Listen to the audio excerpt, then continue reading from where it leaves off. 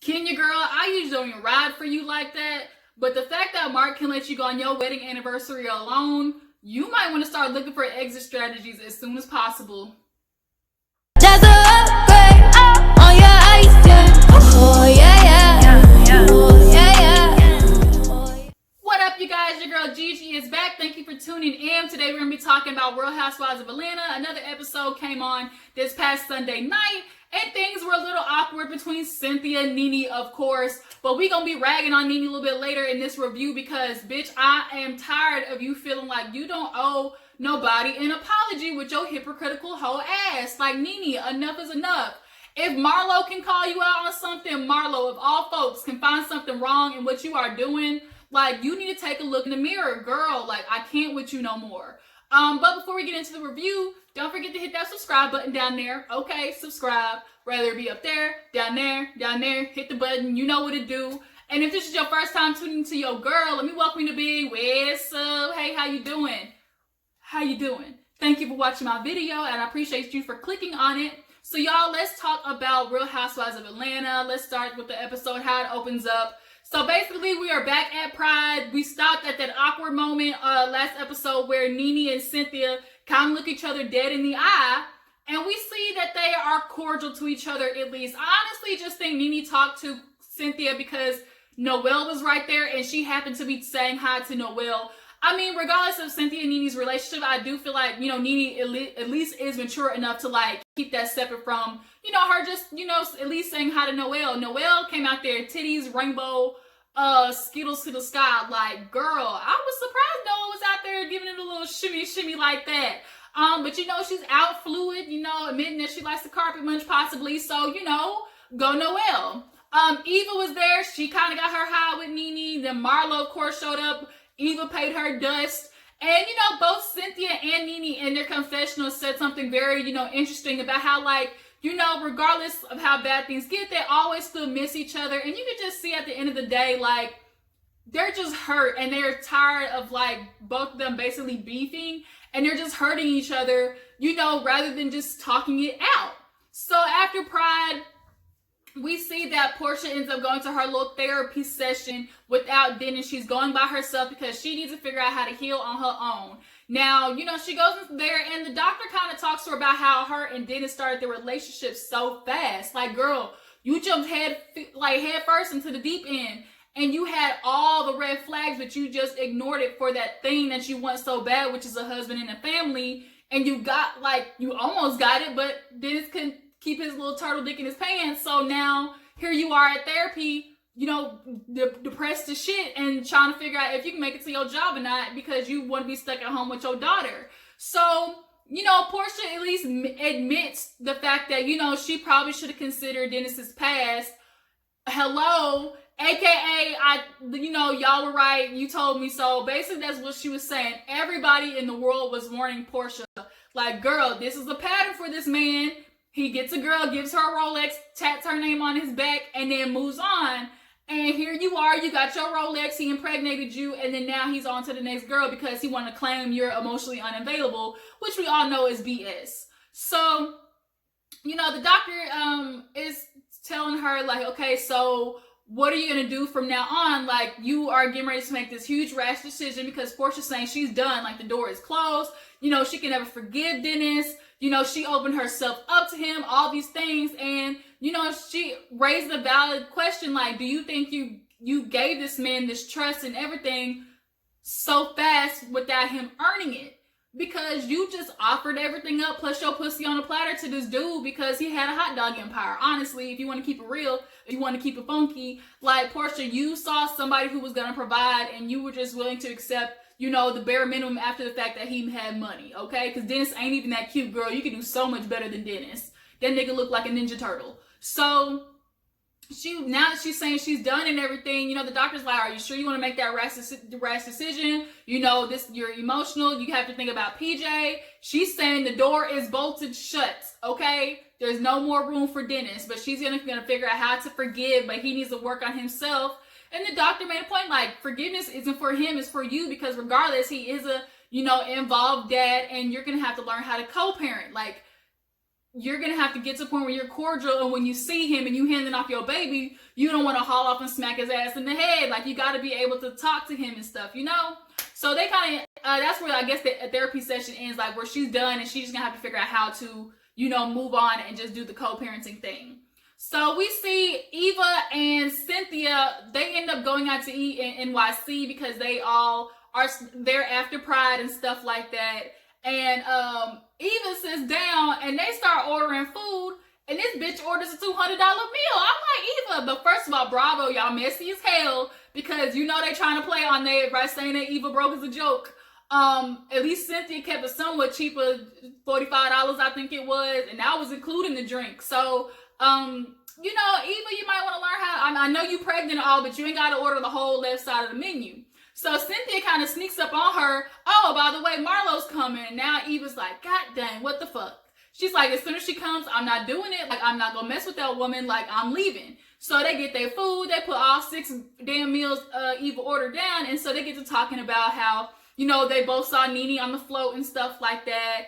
And in regards to Nene, Cynthia is kind of shocked that Marlo even asked her out to eat because she knows she is here with Nene. So she's like, what in the world could she possibly, you know, want to talk about? Because at the end of the day, Marlo's loyalty always going to ride with Nene. That's just a person she knows who's going to let her, you know, be there because, for one, Marlo needs somebody to tag along to, and Nene needs somebody who's going to be there behind her ass 24/7. So they just basically fit with each other, okay? So Marlo finally comes up with her damn glitter puff jacket, her fashion and everything. Eva couldn't wait 2 seconds. That bitch said, can I get all these to go? I want that. And Marlo said that like, hey, Eva. And I'm like, I guess Marlo as well didn't know Eva was going to be there. And so she's like, Marlo told me I want some of that duck. Eva said, where you go, a piece? At least she was nice enough to leave a damn piece of duck for the duck. So, but Marlo's being slick, talking about, oh, you know, you're pregnant, aren't you positive? You know, we got to think about sisterhood. And Eva's like, oh, really, sisterhood? But as soon as Eva gets up and makes her ass down to the bar, she found her little spot to keep munching, Marlo is automatically going in on this heifer. Like, you couldn't wait till this woman even made it to the car. And you sitting there wondering why Eva got an issue with you. Now Marlo's sitting there going into I don't know why she mad. Oh, you know, we all know she broke, can't keep a job. She's working multiple jobs and stuff like that. And then, you know, how dare she be bisexual and she don't even want to admit it. She's lying to folks. Marlo, that's none of your business if she wants to eat on somebody's puss. Like, that is none of your business. And I know it all stemmed from, like, that time, you know, Shamia tried to get on Eva, but Eva clapped right back on her ass because the whole rumor that Eva and Missy Elliott were a thing. And Shamia was being real nosy, but she realized Eva was not the one to play with. But Marlo, you are sitting here being concerned all about Eva's life. Like, girl, it's none of your business. It is none of your business. So now Marlo and Cynthia are talking, and Cynthia's like, well, god dang, like, Marlo, can we change the subject to something positive? Can we quit dogging Eva? And, you know, Marlo admits how she's, you know, become a muntie, taking care of other kids and stuff, and it's hard. Finally, Marlo got some type of responsibility other than herself on her black book that's full of her John. She got to visit on every Monday, Tuesday, Wednesday, Thursday, Friday, Saturday, Sunday, okay? So Cynthia was like, okay, so you're here, like, what do you want to talk about? And she's like, of course, it's Nene, like, I heard y'all talk or whatever. She's like, yeah, we said, hey, on the float, you know, super cordial and stuff like that. But she's like, where are we going to get to the point where you and Nene are cool? You know, both of y'all have been friends for a long time. And I understand that y'all have talked about each other, but, like, y'all need to sit down and have some type of closure. And Cynthia is like, I'm not doing it no more. How come I'm always the one who's got to be, you know, the bigger person? I'm always the one running back to Nene apologizing. And it is very often, every time Nene does something to somebody or she's reading somebody, it's just like, oh, you know, Nene, that's what Nene does. That's her personality. You know, she's just over the top. But if Cynthia says something, now she's two-faced, weak, and Nene wants to call her desperate and shit like that. So it's like, both of y'all have been doing interviews. You know, Marlo admits how Nene was hurt about she been going around doing the interviews. But let's keep it funky. I mean, Cynthia was only talking about her experience in the friendship, and she's allowed to do that. She's allowed to talk about how she felt in the friendship with Nene. Nene was going around just dogging Cynthia, like she was just basically going after her and attacking her. But at this point, Cynthia's like, we both just need time. We're just not ready to, you know, talk it out. So we see a moment where Kandi stops by Kenya's house. Kenya stops by Kandi's house because they've actually gotten a little close. They bonded over the whole motherhood situation. So they're doing, pretty cool. And they're both Kandi's kind of venting to Kenya about how Kenya is venting to Kandi about how hard it's been with Marc and, the new baby. Sometimes she feels like Marc is just like so overbearing. She can't even change a diaper without him saying something. And Marc and Kandi's kind of one of the only few girls who's actually been around Marc because, her and Todd and Kenya and Marc go out as couples, So she is aware of what Marc does. And Kandi has admitted to being at Kenya's house and seeing how Marc is. And she's even had to pull him to the side and be like, look, it's okay. Like, let Kenya figure it out. So you can see Kenya is just having a rough time with Marc and being just the first time mom and him apparently thinking he knows everything, And Kandi gets it. She's like, look, I'm with Todd, he's bullheaded, I'm bullheaded sometimes, but it's just all about compromise. And unfortunately, compromise isn't in Marc's vocabulary. It ain't. So Porsha is headed back to Dish. She wants to be on this single mother train. She's doing it by herself. Porsha, are you really a single mother though? When I equate single mother, I don't think it as a person who doesn't have, you're a single mom who doesn't have the dad involved. You have the dad involved, Porsha. You're just not letting him be, for your mental sake, basically, you're just not letting him be as involved as you might want him to be because you need to heal from the stuff that he did to you. But nonetheless, she's getting dressed, running around. Her mama though, snatched from the guys because she got her procedures and stuff, is with her assisting with PJ at Dish. She thought it was going to be a hard, back integrating, but she said everything felt good. She was able to take PJ with her, but she can't do that all the time. So now they need to find a nanny that, that's actually good. Well, shit, since you and Kenya are cool again, you might want to ask for her nanny because seems like Marc don't want to damn accept the nanny's help, and Kenya ain't gonna do it because she don't want to make her man mad. So you might want to hit up Kenya, okay? What happened after that? Marlo, she gets to lunch. She gets to lunch with Nene. And Marlo shows up in this goddamn disco ball outfit. It's probably 2:00 in the afternoon. And they out having lunch by the damn duck pond. And her titties hanging out the side. Am I the only one noticing her whole right titty was out? The whole thing was just leaking. Girl. Nene showed up. She's there, looking typical. And, they start talking about the dinner that she had. And Marlo admits that Eva was there. And she was like, I didn't even know she was going to be there. But she got up so fast, Nene. I don't even know why she's mad. All I did was repeat what one of her friends said. After we see the flashback of you being messy as hell with your sidekick, Nene. And y'all listen to whoever her friend was on the phone just dog the fuck out of her. Was she supposed to sit there? Because let's keep it real, Marlo. Had she been sitting there, you would have been making slick comments, poking at her, trying to lure her in because you still mad that she got your ass together, gathered your edges, as they like to say, on that bus ride in Tokyo. Eva was not playing them up to me games, okay? And Marlo, you still salty about it. Because your wig still can't even get on right. You're holding that shit with Elmer's glue. Her wig was slipping at the end of her Cynthia's dinner date. Exactly what Eva said. That shit is always crooked. But Marlo ends up moving on to her conversation with Cynthia and how she's trying to explain to Nene, look, she is having a hard time. You're having a hard time. But this is something that y'all need to do. Let's sit face to face and talk. Y'all have both done some wrong things with the interviews and y'all both need to say sorry. Nene and the word sorry just set her off. It's just the minute somebody tells Nene she has to apologize for something, it just irks her soul. And she's like, what? Apologize? I'm supposed to be the one to go to her after she did all these interviews? I never did now one interview while Cynthia was going around saying I'm toxic. Who's toxic? You too toxic. You know the definition of toxic? Well, unfortunately, Nene, I'm going to need you to look in the mirror because your relationship, unfortunately, with friends is one-sided. They have to do everything for you. And if they don't, you toss them to the side like they're trash. And that everybody in the world has seen it. Girl, you need to watch these episodes back because there's no way. You know what they say. If everybody else in the room is saying that something about that one person, maybe that one person needs to take a look in the mirror.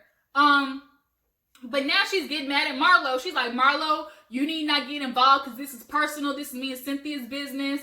And Marlo, for once, actually is like checking Nene. Like, Nene, okay, you can admit, weren't you wrong doing that interview because you called the girl desperate and weak and stuff like that. And now Nene wants to give up gathering her stuff because I think she was shocked that Marlo was holding her feet to the fire. And Marlo was like, Nene, come on, you're not going to do this. Like, you and Cynthia both did wrong. Like, she did her interviews, but just sit down. This is not a friendship y'all need to waste. And she's like, Cynthia can apologize and you can too. She's like, listen to, I'm going to tell you right now, if you expect me to sit down, come to her first and say I did something wrong and it's all my fault, we're not saying it's all your fault, Nene. But like Marlo said, both of y'all take a part in this, and you doing that interview didn't help. And the fact that you can't even admit to saying sorry at that part, just that one little thing, like, Nene, come on, bruh. So now Nene's hightailing it for the damn city park next door, and she get in a damn pedicab with a bike and ride off into the sunset. And Marlo's like, really, girl? You gonna be like that? Like, this is what we doing, Nene? I'm like, Nene, just when I thought you couldn't be any more pitiful. Can somebody find footage of the words I'm sorry coming out of Nene's mouth and tag me in it? Like, girl, you have done Cynthia wrong in the past, and Cynthia's always been the one to run back to you to compromise and just be, because she's tired of fighting with you, so she'll always run back to you first. And Cynthia's at the age where she's like, God dang it, I can't do it no more. My lips are chapped. I can no longer kiss Nene's ass. I'm not gonna do it no more. There's not enough bliss sticks in the world. So after that, Kandi takes Ace and Todd to the surrogate appointment. And it is so cute, you guys. Ace is so freaking adorable. He actually ends up naming the baby Blaze, which was born, I think, a couple of days ago. And Blaze, could have been a better girl's name, but you know, everybody trying to be unique. But it was cute how he understands how the surrogate's carrying the baby and stuff like that. And Dr. Ducky, she's kind of the doctor for all the women in Atlanta. And she comes and explains how the delivery process is going to go. And it's almost like a damn business drug deal. It's like, you do your job, I'll come up here, cut the cord, boom. You in your room, I'm in my room. You know, spick and span, we done. And Kandi's like, well, dang, like, that's it. Like, that's all. Like, we just cut ties after the baby. And that's kind of how it is. Like, you hired her to have your baby, Kandi, and that's it. So she gets a call in the middle of the appointment from Kenya saying, like, girl, I need you, somebody to talk. So Kandi runs over there, but Kenya got on a damn smile as if nothing was wrong. So this right there goes to show you how good Kenya is at putting on. So she's sitting there talking, you know, about the baby, whoop-de-woo, titties enlarged. She wants a reduction. And she's like, you know, the doctor said I would be viable, but, you know, she's like, my titties ain't getting no attention anyways. And so Kandi's like, well, where the hell's Marc at? She's like, you could tell, like, it just blew the move for Kenya. So now Kenya's like, girl, it's just so, ever since I got pregnant, Marc is just not touching me. I don't know if it got awkward for him.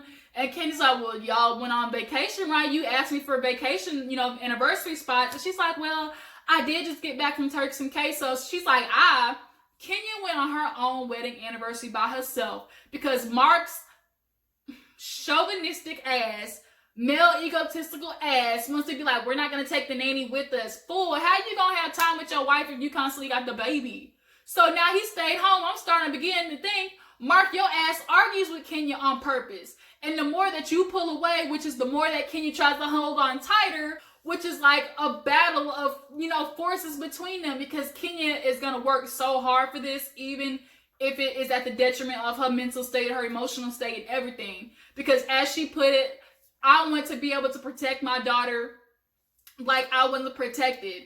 She even admitted that, you know, they crossed the line. Marc admits he likes to fight. So for him, it's obvious to see that it's two extremes for him in a relationship. It's either we're fighting, we're arguing, we're trying to prove our point, or we're having sex. Like, there's no middle. Like, we're never in a good spot. We're either having sex, making up, or we're fighting.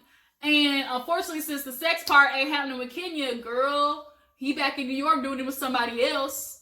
So she's like, you know, sometimes he crosses the line and I can't, you know, I just feel so alone. And Kandi's like, well, do you bring it up to him? And she's like, you know, I try, Kandi, I really do, but he crosses the line and I just really don't like arguing. So now we see Kenya is submissive to him, and Kandi can see it too. She's like, you know, I don't like Marc doing this. And the fact that Kenya is so submissive to him and she refuses to state what's wrong for her in the relationship out of fear of conflict and what he's going to say to hurt her feelings, like, that's fucked up, Marc. Like, you seriously can't listen to your wife? And I'm starting to think that Marc got in over his head with Kenya. Firstly, I do think he got with her because he knew that was a little bit of attention for his restaurant. Secondly, I don't think he intended on getting her pregnant so fast. And thirdly, I don't think he imagined her being this clingy. That's just is what it is. But Kandi's like, well, dang, like, did he call you out your name or something? It sounded like he called you out your name. And Kenya just had to look like he been calling her some things, like real messy, get real nasty to her.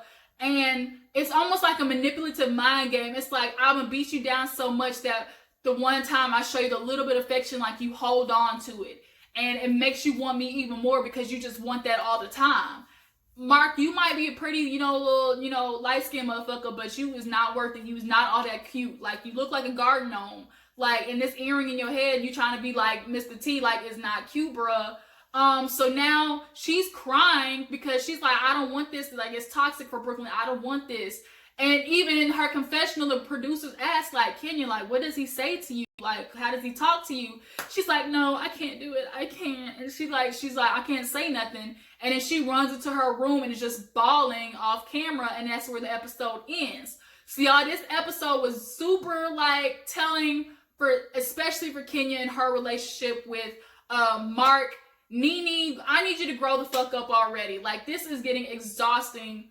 You not realizing your faults. There's nothing more annoying than somebody not realizing what they did wrong. So you guys tell me what you think about the episode. Are you team Cynthia or are you team Nene? And do you think Kenya should get a divorce? Y'all let me know down in the comments. I appreciate you guys for watching and tuning in. Don't forget to like this video, subscribe to your girl's channel, okay? And follow me on Twitter at GGDoll0321. And I will catch you guys on the flip side. Deuces.